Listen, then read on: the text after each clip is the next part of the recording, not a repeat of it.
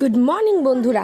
তো সকাল সকালই আজকে টিফিন তৈরি হয়ে গেছে, লুচি এবং আলুর তরকারি। আহা, বাঙালিদের ইমোশনের সাথে এটা জড়িত।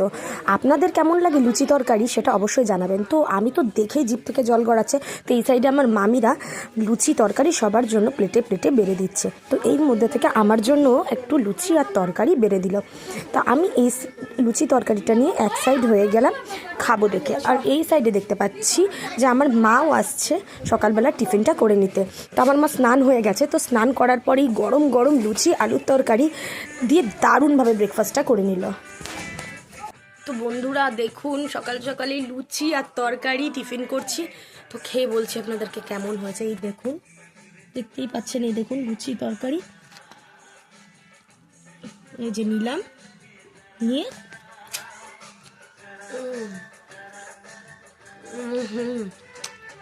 দারুণ।